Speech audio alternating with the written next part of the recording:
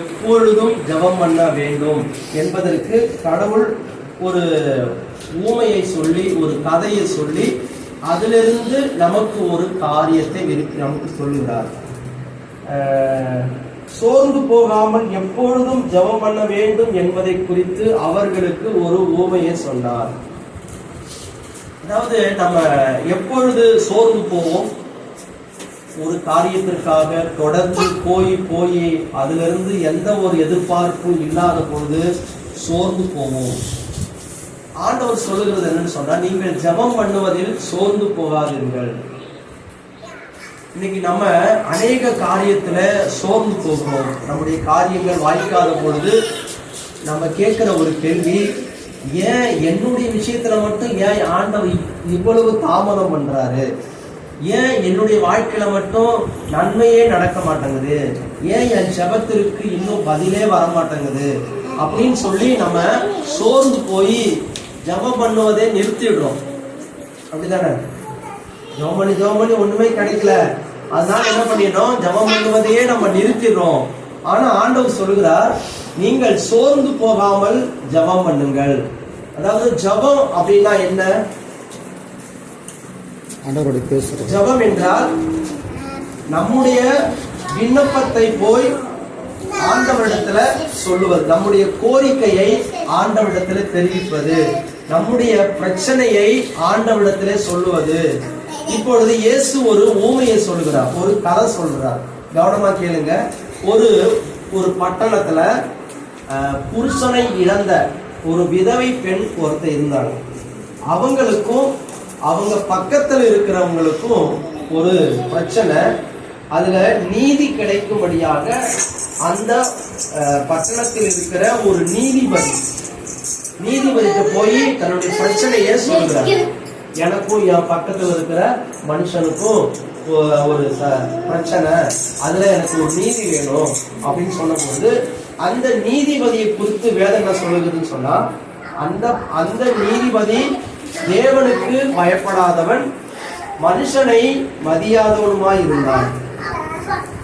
அதாவது இப்ப தன் பக்கத்தில் இருக்கிற பிரச்சனையை தீர்ப்பதற்காக இன்னும் ஒரு நடுநிலையாய் இருக்கிற ஒரு மனிதர்கிட்ட போய் அவர்கிட்ட சொன்னா என் பிரச்சனை தீர்ந்துரும் அப்படின்னு சொல்லி அங்க போகிறார். அவன் எப்படிப்பட்ட ஒரு நீதிபதின்னு சொன்னா, கடவுளுக்கு பயப்படாதவன், மனுஷனை மதியாதவன். ஆனால் அந்த விதவை என்ன பண்றாங்கன்னு சொன்னா, வெகு நாளாய் 4ஆம் வசனத்துல, வெகு நாள் வரைக்கும் அவனுக்கு மனதில்லாதிருந்தது. பின்பு அவன், நான் தேவனுக்கு பயப்படாமலும் மனுஷனை மதியாமல் இருந்தும் இந்த விதவை என்னை எப்பொழுதும் தொந்தரவு செய்கிறபடியால் அவள் அடிக்கடி வந்து என்னை அலட்டாதபடிக்கு அவளுக்கு நியாயம் செய்ய வேண்டும் என்று தனக்குள்ளே சொல்லிக் கொண்டார். இப்ப நம்ம சோர்ந்து போகாமல் ஜெபிக்கும் பொழுது நிச்சயமாகவே கடவுள் பதிலை தருவார். ஒரு சாட்சி கூட நம்ம சொல்லணும். நம்ம ரேகா சிஸ்டர் இருக்காங்க. அவங்களுக்கு ஒரு ஆசை என்னன்னு சொன்னா, ஒரு அரசாங்கத்திலிருந்து அது எந்த வேலையா இருந்தாலும் எனக்கு ஒரு வேலை வேணும். அதற்காக எத்தனை நாட்களா, எத்தனை இரவு ஜபத்துல, உபவாச ஜபத்துல அவங்க ஜப குறிப்பு எழுதி கொடுக்கும் போதெல்லாம் இதுதான் சொல்லுவாங்க, ஆண்டவர் எனக்கு ஏதாவது ஒரு வேலையை தரணும் பாருங்க, அதற்காக நீங்க ஜபம் பண்ணுங்க. எப்படியும் ஒரு 3-4 வருஷமா அதுக்காக நம்ம என்ன பண்ணிருக்கோம்? ஜபம் பண்ணிக்கிட்டே இருந்திருக்கோம். ஆனா விடுற மாதிரி இல்லை. ஆனா ஒவ்வொரு இரவு ஜபத்திலையும் அவங்க சொல்ற ஜப குறிப்பு ஏதாவது எனக்கு ஒரு வேலை, நிறைய முயற்சிகள் எடுத்தார்கள். ஆனால் அவங்க இந்த ஜபத்துல சோர்ந்து போகவே இல்லை. ஆண்டவர் ஒரு பதிலை கொடுத்தாரா? அல்லேலூயா. நிச்சயமாகவே நீங்கள் ஒரு காரியத்திற்காக தொடர்ந்து நீங்க ஆண்டவரை தொந்தரவு செய்து கொண்டிருங்கள். மனுஷனை தொந்தரவு செய்ய வேண்டாம். மனுஷன்கிட்ட போய் உங்க பிரச்சனைகளை ஆண்டவர் சொல்லுகிறார், அந்த மனுஷனே அப்படி செய்வான் என்று சொன்னால், இதுல முக்கியமான ஒரு வார்த்தை என்னன்னு சொன்னால், 7ஆம் வசனத்துல ஆண்டவர் கர்த்தர் சொல்லுகிற வார்த்தையை கவனிங்கள். பின்னும் கர்த்தர் அவர்களை நோக்கி, அநீதி உள்ள அந்த நியாயாதிபதி சொன்னதை சிந்தித்து பாருங்கள், அந்தபடியே தேவன் தம்மை நோக்கி இரவும் பகலும் கூப்பிடுகிறவர்களாகிய தம்மால் தெரிந்து கொள்ளப்பட்டவர்கள் விஷயத்தில் நீடிய பொறுமை உள்ளவராயிருந்து அவர்களுக்கு நியாயம் செய்யாமல் இருப்பாரோ? அல்லேலூயா.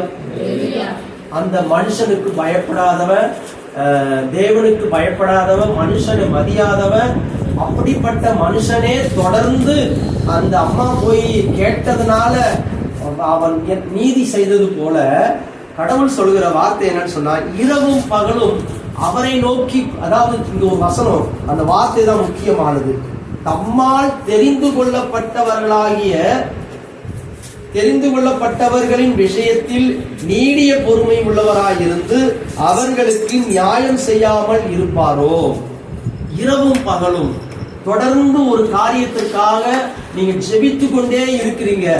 ஆனா ஆண்டவர் சொல்லுகிறார், உன் ஜபத்தை அவர் கேட்காமல் இருக்கல, உன் ஜபத்தை உன்னுடைய விண்ணப்பத்தை அவர் கேட்டு இருக்கிறார், ஏற்ற காலத்திற்காக அவர் காத்திருக்கிறார்.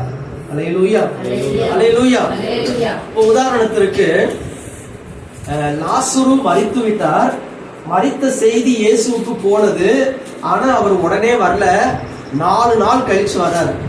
4 நாள் கழிச்சு வந்தவனே அங்க அவங்க சகோதரிகள் எல்லாம் இயேசுவை பார்த்தாங்கன்னு அழுகுறாங்க. அப்ப இயேசு என்ன பண்றாருன்னா கண்ணீர் விட்டாருன்னு சொல்லப்படுகிறது. அப்ப கேட்கிறாங்க, அவர் எங்க வச்சிருக்கீங்கன்னு. அவரை புதைச்சிட்டோம் அப்படின்னு சொன்னவொடனே அந்த கல்லறைக்கு கூப்பிடுறாரு, கல்லறைக்கு போறாரு. அப்போ அங்க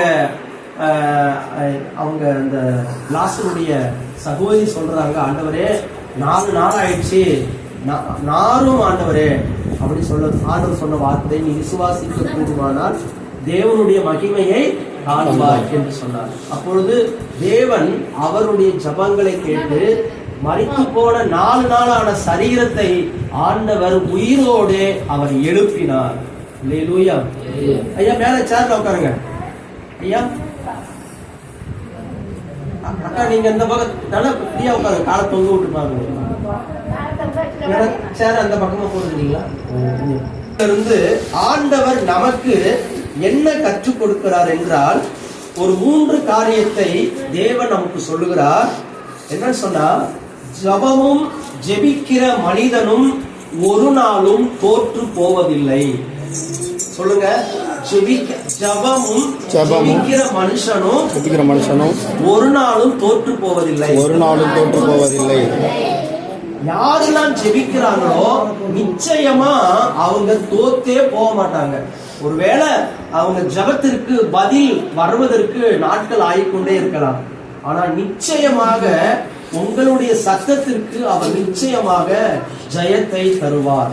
அல்லேலூயா, அல்லேலூயா. சில விஷயத்துல ஆண்டவர் வருட கணக்காக அவர் ஆனா பதில் தருவார். உதாரணத்திற்கு ஜார்ஜ் முல்லர் என்ற ஒரு மனுஷன் இருந்தார், ஒரு தேவ மனுஷன். அவர் ஜப வீரர், விசுவாச வீரர். அவர் தன்னுடைய நண்பர்களுக்காக 2 நண்பர்கள் ரட்சிக்கப்பட வேண்டும் என்பதற்காக 37 வருஷம் ஜெபம் பண்ணார். எத்தனை வருஷம்? 37 வருஷம். அவர் மரிப்பதற்கு சில நாட்களுக்கு முன்பு ஒரு நண்பர் ரட்சிக்கப்பட்டார். ஆனா இன்னொருத்தர் என்ன பண்ணல, ரட்சிக்கப்படல. ஆனா அவர் மரித்த பிறகு அவருடைய மரணத்திற்கு வந்த பொழுது ஆண்டவர் அவரை சொன்னாரா, என்னுடைய நண்பர் நான் இறந்துட்டேன், என் நண்பர் என்னோடு எத்தனை முறை இயேசுனார் சொல்லி இருக்கிறார், ஆனா நான் இன்னைக்கு அந்த இயேசுவை ஏற்றுக்கொள்றேன்னு சொன்னார். அல்லேலூயா. ஜெபிக்கிறவங்க செத்து போனாலும் அவங்க பண்ணின ஜபம் ஒரு நாளும் சாகாது. ஒருவேளை நீங்க உங்களுக்குள்ள நீங்கள் ஒரு போராட்டமா இருக்கலாம். ஏன் எனக்கு என் ஜபத்திற்கு பதிலே இல்லை, ஏன் என்னுடைய காரியத்துல மட்டும் ஏன் இவ்வளவு தாமதம் பண்ணுகிறார் என்றால், கடவுள் தாமதம் பண்றாருன்னா ஒரு காரணம் இருக்கும். அல்லேலூயா. நிச்சயமாகவே உங்களுக்கு அவர் பலனை தர வல்லவராய் இருக்கிறார்.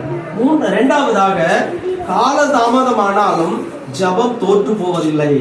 காலதாமதமானாலும் ஜபம் தோற்று போவதில்லை. இங்க இருக்கிறவங்க எல்லாருமே சாட்சி தான். கவிதா சிஸ்டர் வந்திருக்காங்க, அவங்க கூட அவங்களுக்கும் ஒரு அரசாங்க வேலை தான் கிடைச்சது. அவங்களும் அநேக நாள் என்ன பண்ணாங்க, ஜெபம் பண்ணினாங்க. ஆனா அவங்க சொல்லுவாங்க, பாஸ்டர் நான் அவ்வளவு அதிகமா படிக்கல, என்னுடைய கணவர் தான் அவர் நிறைய பட்டப்படி படிச்சிருக்கிறாரு, ஆனா ஆண்டவர் எனக்கு என்ன பண்ணாரு, இந்த வேலையை கொடுத்தாருன்னு சொல்லுவாங்க. அல்லேலூயா, அல்லேலூயா, கர்த்தருடைய நாம மகிமை. அதனால சில காலம் தாமதமானாலும் ஜெபம் தோத்து போவதில்லை. அல்லேலூயா. ஜெபம், மூன்றாவது, ஜெபம் கடினமான சூழ்நிலையும் மாற்றக்கூடிய வல்லமை உள்ளது. அல்லேலூயா. அந்த மனுஷன் கடுமையான மனுஷன் தான், மனுஷனை மதியாதவன், தேவனுக்கு பயப்படாதவன் தான்.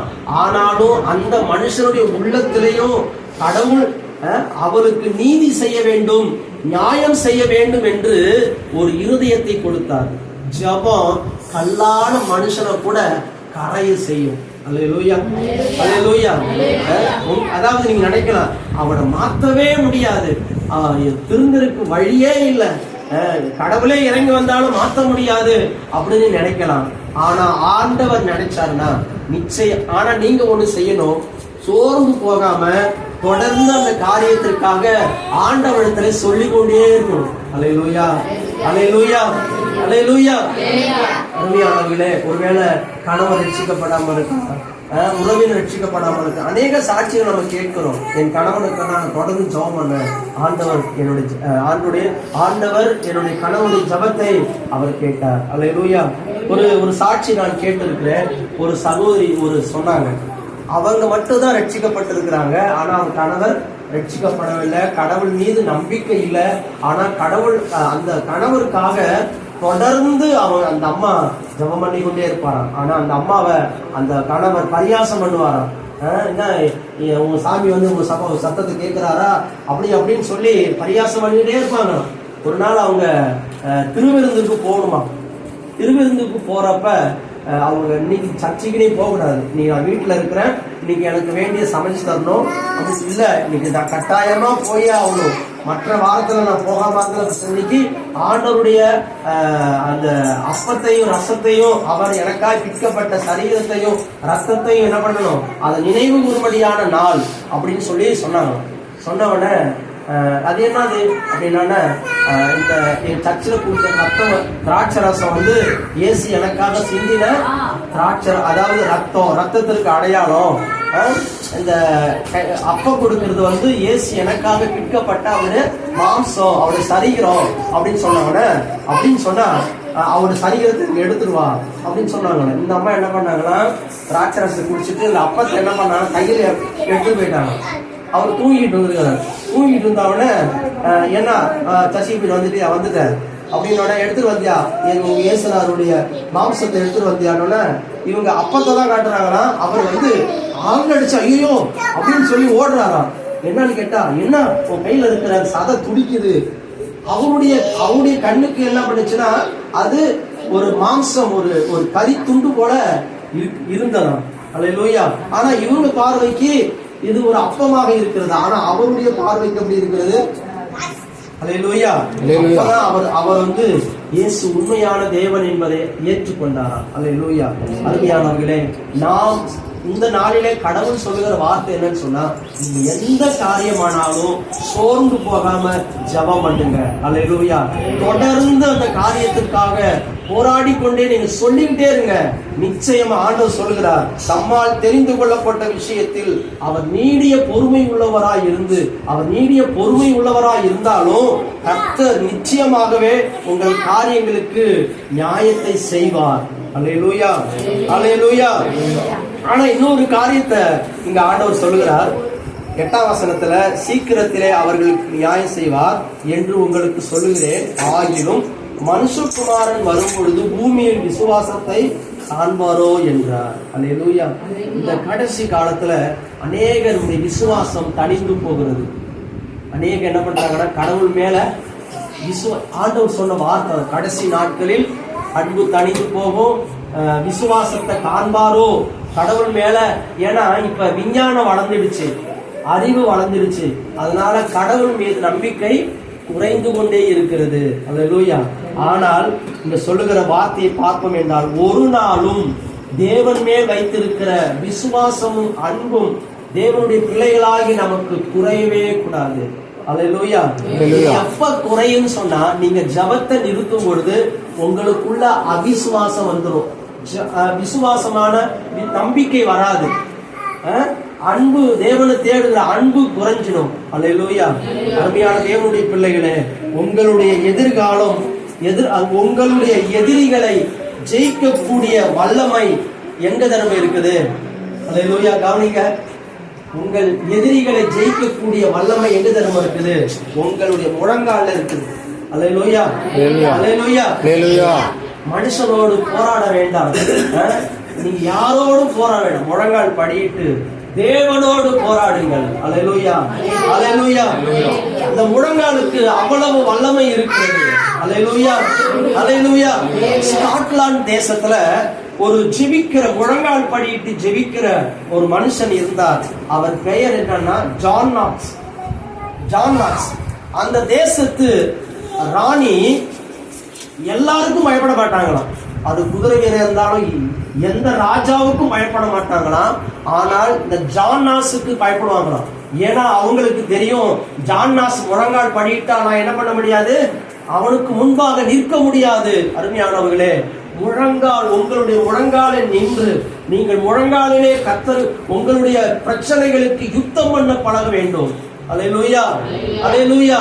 வேற நம்முடைய பிரச்சனைக்கு எங்குமே தீர்வு இல்லை. தேவ சமூகத்துல நீங்கள் முழங்கால் படியிட்டு ஆண்டவருடைய சமூகத்தில் நீங்கள் ஜெபிக்கும் பொழுது ஆண்டவர் உங்களுக்கு விடுதலை அவர் தர வல்லவராய் இருக்கிறார். அல்லேலூயா. அல்லேலூயா. அடுத்ததாக, உங்கள் வாழ்க்கையினுடைய சூழ்நிலை மாற்றம் எங்க இருக்குன்னு சொன்னா, நீ தேவனோடு உங்களுக்கு தனிப்பட்ட தொடர்பு இருந்தால் உங்கள் வாழ்க்கையில ஒரு மாற்றத்தை தேவன் கொடுக்க முடியும். அல்லேலூயா. அல்லேலூயா. அல்லேலூயா. அல்லேலூயா. உங்கள் வாழ்க்கையில மாற்ற வேண்டும் என்றால் நீங்கள் தேவனோடு இணைக்கப்பட வேண்டும். அல்லேலூயா. அல்லேலூயா. அல்லேலூயா. அல்லேலூயா. நம்முடைய சரீரம் பலவிதமான இணைப்புகளால் இணைக்கப்பட்டிருக்கிறது. அல்லேலூயா. அப்படி இருந்தனாலதான் நம்ம அசைகிறோம். தலை சரீரத்தில் இணைக்கப்பட்டிருக்கு, கையில எல்லாமே நிறைய இணைப்பு இருக்கிறதுனாலதான் அசைகிறது. அல்லேலூயா. உங்க வாழ்க்கையில ஒரு மாற்றம் வேண்டும் என்றால் தேவனோடு உங்க வாழ்க்கையை இணைத்துக் கொள்ளுங்கள். உங்க வாழ்க்கையில பெரிய மாற்றத்தை கொண்டு வரும். அல்லேலூயா. இந்த விதவையான இந்த பெண்ணானவள் இயேசுவை, தேவனை நோக்கி செபிக்கிறவர்களாய் இருந்தார்கள். அல்லேலூயா. அருமையானவர்களே, நீங்கள் உங்கள் வாழ்க்கையில மாற்றத்தை கொண்டு வர வேண்டும் என்றால், உங்கள் சூழ்நிலைகள் மாற வேண்டும் என்றால், தனி நபராக நீங்கள் தேவனிடத்திலே நிற்க வேண்டும். தேவனிடத்திலே நிற்க வேண்டும். நம்ம எல்லாருக்கும் தெரிந்த ஒரு சம்பவம் தான். யாக்கோபு தன்னுடைய மாமா வீட்டில இருந்து எத்தனை வருஷம் கழிச்சு வராரு? சுமார் ஒரு 21 வருஷம் கழிச்சு தன்னுடைய சொந்த ஊருக்கு வரார்.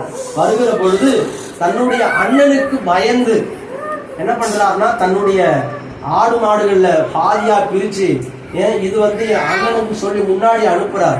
அனுப்பிட்டு அந்த யாக்கோப் நதி கரை, அந்தாண்ட கரையில ராத்திரியெல்லாம் முழங்கால் படியிட்டு ஜெபம் பண்றார். ஏன்னா எத்தனை வருஷம் பாக? 21 வருஷம் அந்த அண்ணனுக்கு தம்பிக்கு உள்ள பாக.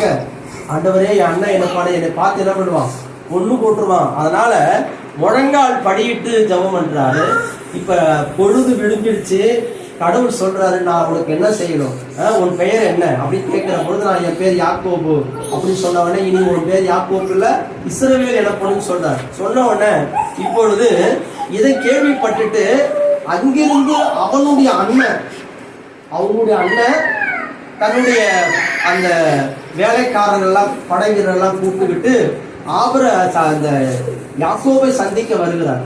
தூரத்துல வர்றதை பார்த்தோன்னா யாக்கோபு எப்படி இருந்திருக்கும்? ஆகா, நம்ம வர்றது தெரிஞ்சிருச்சு, அதனால நம்ம அண்ணங்கார நம்ம என்ன பண்ண போறோம், ஏன்னா நம்ம அண்ணனை ஏமாத்தி தானே மாமா வீட்டுக்கு ஓடணும், அதனால நம்மளை ஏதாவது செய்ய வருவான்னு சொன்னவன.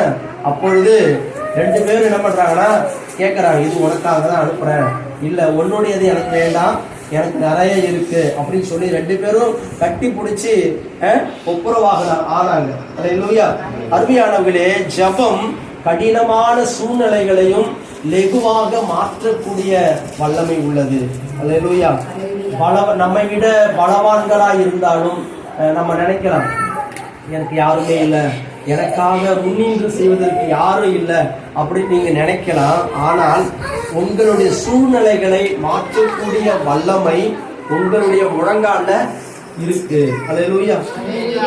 நீங்க உங்க பிரச்சனைக்காக என்னைக்காவது நீங்க போராடி ஜெபம் பண்ணிருக்கீங்களா? அல்லேலூயா. ஒரு சிலர் சொல்றாங்க, சிலர் என்ன பண்ணுவாங்கன்னா அவங்க ஜெபம் பண்ண மாட்டாங்க, எங்களுக்காக நீங்க ஜெபம் பண்ணீங்க.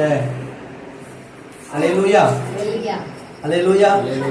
பிரச்சனைக்குரியவங்க முழங்கால் படிட்டு நாங்க உங்களுக்கு சப்போர்ட் பண்றதுதான். அல்லேலூயா. மற்றவர்கள் உங்களை எனக்காக ஜெபம் பண்ணுங்கன்னு சொல்றது நம்ம அவங்களுக்காக சப்போர்ட், அதாவது ஒரு பரிந்துரை செய்வதுதான். ஆனால் உண்மையான யாரு பிரச்சனையா இருக்கிறார்களோ அவங்க என்ன பண்ண, முழங்கால் படிட்டு தேவனிடத்துல ஜெபம் பண்ண வேண்டும், அந்த பிரச்சனைக்காக போராட வேண்டும். அல்லேலூயா. அருமையான தேவனுடைய பிள்ளைகளே, இன்றைக்கு உங்கள் வாழ்க்கையில மீள முடியாத சூழ்நிலைகள், நெருக்கடி, எந்த பக்கத்திலையும் வழி திறக்க முடியல, அப்படிப்பட்ட ஒரு அடைக்கப்பட்ட ஒரு சூழ்நிலையில் இருக்கிறீர்களா? உங்கள் முழங்கால்களை தேவனுக்கு முன்பாக முடக்குங்கள். ஆண்டவர் உங்களுக்காக யுத்தம் செய்ய வல்லவராய் இருக்கிறார். அல்லேலூயா. ஆண்டவருடைய வசனம் சொல்கிறது, என்னை நோக்கி கூப்பிடு, நான் உனக்கு மறுவுத்தரவு அருள்வேன், நீ அறியாததும் உனக்கு எட்டாததுமான பெரிய காரியத்தை உனக்கு அறிவிப்பேன் என்று சொல்லியிருக்கிறார். அல்லேலூயா. இந்த நாளிலே கூட நம்ம ஜெபம் பண்ண போகிறோம். ஒருவேளை நீங்க உங்கள் தொடர்ந்து நான் ரொம்ப நாளா ஜெபம் பண்றேன், எனக்கு பதிலே இல்லை, ஒருவேளை ஆண்டவரே என் பக்கத்துல ஏதாவது குறைகள் இருந்தால் என்னை மன்னியோ, என்னை சரி செய்யும் என்று நாம் ஆண்டவரிடத்தில் கேட்டு இப்பொழுது அங்க வந்திருக்கிறவர்களுக்காக, இந்த கிராமத்திற்காக நம்ம ஜெபம் பண்ண போகிறோம்.